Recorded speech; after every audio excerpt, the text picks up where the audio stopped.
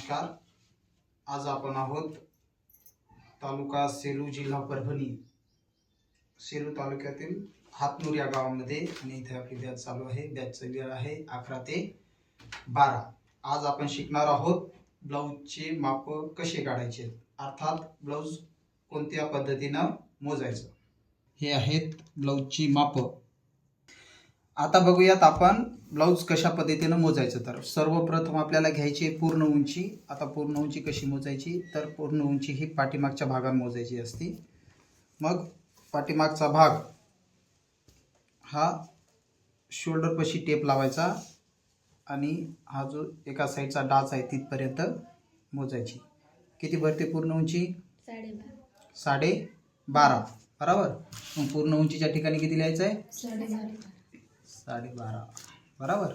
त्याच्यानंतर 2 नंबरचं माप कोणतं आहे? छाती. बरोबर. छाती मोजायची या बाहीपासून तर या बाहीपर्यंत, म्हणजे या मोंढ्यापासून तर या मोंढ्यापर्यंत आपल्याला काय लावायचं आहे? टेप लावायचा. ब्लाऊज असं टाईट ओढायचं, टेप ढिला सोडायचा. बरोबर. सोडला असं टाईट ओढायचं. किती भरते हे सर्व? 18.5. बरोबर का नाही? 18.5 भरते तर किती धरायचं? 19. अर्धा इंच समोर धरायचं, मागं धरायचं का नाही. मग 19च्या अर्ध माप करायचं. किती होतात?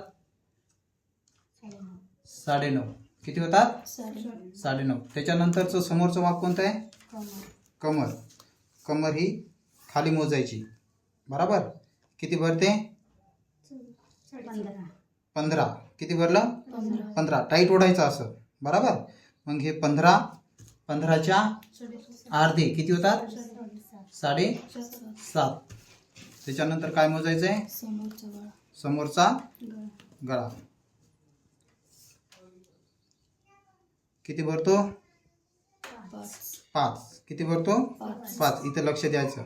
बरोबर. समोरचा गळा जशाला तसा 5.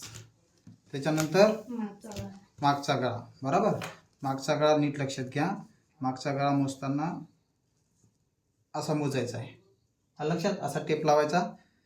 पण असा जर लक्षात येत नसेल तर फक्त मागची पट्टी मोजायची आहे. किती भरती पट्टी? 3.5. बरोबर का नाही? 12.5 मायनस 3.5 किती होतात? 12.5 मधून 3.5 गेले किती होतात? 9. मागचा गळा किती? 9. त्याच्यानंतर बाही लांबी अशी मोजायची. बाही लांबी किती भरली? 4.5. त्याच्यानंतर काय मोजायचं आहे? हाफ दंड घेर. किती भरतो? 5. जोरात बोला जरा. त्याच्यानंतर कटोरी. कटोरी नाही याला. कटोरी आहे का? नाही. हे प्रिन्सेस ब्लाऊज आहे. तर ह्या पद्धतीनं आपल्याला ब्लाऊज मोजता आलं पाहिजे.